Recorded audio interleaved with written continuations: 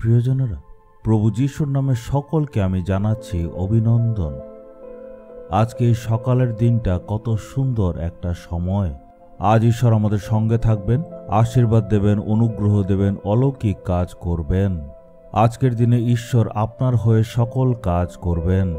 এই জন্য আজকে প্রত্যেকটা কাজ করার জন্য আনন্দ আর উৎসাহের সহিত এগিয়ে যান। কাজে যাওয়ার আগে প্রার্থনা করুন, বাইবেল পড়ুন। আজ সকালে কি প্রার্থনা করেছেন? আজ সকালে কি আপনি বাইবেল পড়েছেন? প্রত্যেক দিন সময় বের করে ঈশ্বরের চরণে যান, প্রার্থনা করুন আর বাক্য অধ্যয়ন করুন। তখন যখন আপনি বেরিয়ে যাবেন, ঈশ্বর আপনার হয়ে কাজ করবেন। সমুদ্রের ধারে দাঁড়িয়ে যখন ঢেউগুলোকে দেখি তখন খুব সুন্দর লাগে, মনে আনন্দ হয়। ঈশ্বর কত সুন্দরভাবে সব সৃষ্টি করেছেন, আর এই সৌন্দর্য দেখতে অনেক লোকেরা আসে। ঈশ্বরের যতগুলি সৃষ্টি রয়েছে তার মধ্যে সবচেয়ে বড় হচ্ছে এই সমুদ্র আর ঢেউ। এই সমুদ্রের ঢেউ কতটুকু আসতে পারে তার জন্য ঈশ্বর একটা সীমা তৈরি করেছেন, এর বেশি আসতে পারবে না। একইভাবে আমাদের জীবনে দুঃখ, কষ্ট, সমস্যাগুলি ঢেউয়ের মতো আসে। এগুলির জন্যও ঈশ্বর সীমা রেখেছেন, এতটুকুই আসতে পারবে। হয়তো সমস্যা আপনার পায়ের সামনে আসতে পারে, কিন্তু ঈশ্বর বলেন তুমি এতটুকুই আসতে পারবে, এর বেশি এগোবে না, আমার সন্তানদের কষ্ট দেবে না। ঈশ্বর এই সব কিছুর জন্য সীমা বানিয়েছেন, তাই ভয় করবেন না।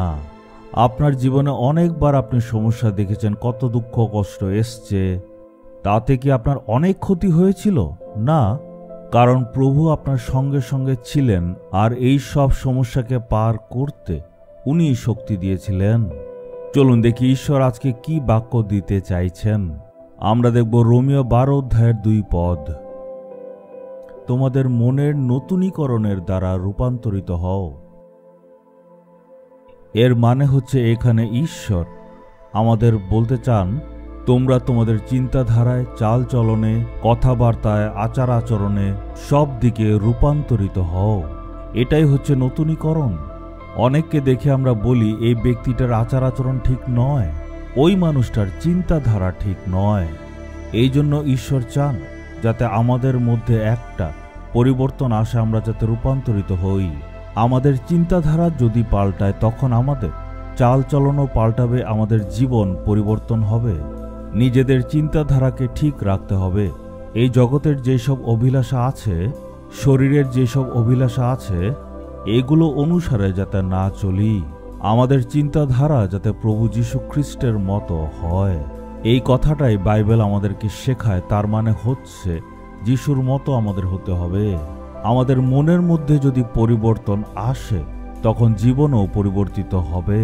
প্রভু যিশুর নামে আমরা অর্পণ করছি। সর্বপ্রথমে শয়তান কোথায় আক্রমণ করে?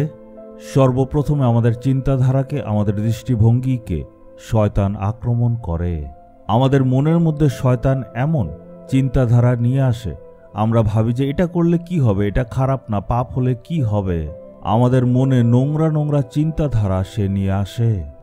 এই পাপটা একদম ছোট পাপ, এই ছোট্ট পাপ করলে এমন কিছু হবে না। আমাদেরকে প্রলোভন দেয়, আমাদের পাপে ফেলে, আর মনটা নিরাশ হয়ে যায়। মনের চিন্তাধারা যদি শুদ্ধ হয় তখনই আমরা আশীর্বাদযুক্ত আনন্দের জীবন কাটাতে পারি।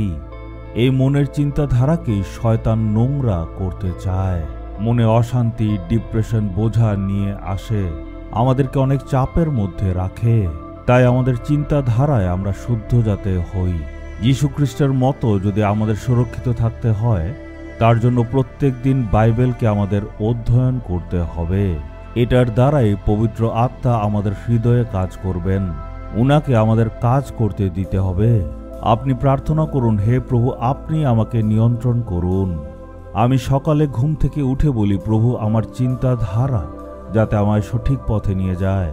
আমি সম্পূর্ণভাবে নিজেকে অর্পণ করি, নিজের চিন্তাধারাকে, নিজের চোখকে, জিহ্বাকে, নিজের চাল চলনকে সব আমি ঈশ্বরের কাছে অর্পণ করি, যাতে উনি নিয়ন্ত্রণে রাখেন।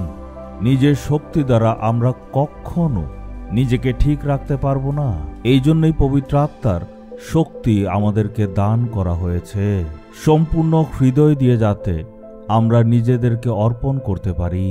তখন ঈশ্বর আমাদেরকে শক্তি দেবেন।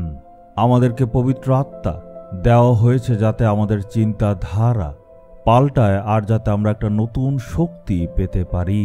চলুন আমরা প্রার্থনা করে বলি, হে প্রভু, প্রভু যীশু খ্রিস্টর মধ্যে যেই চিন্তাধারাটা ছিল আমার মধ্যে যাতে হয়, আমার মনের চিন্তাধারায় প্রভু যাতে একটা পরিবর্তন আসে।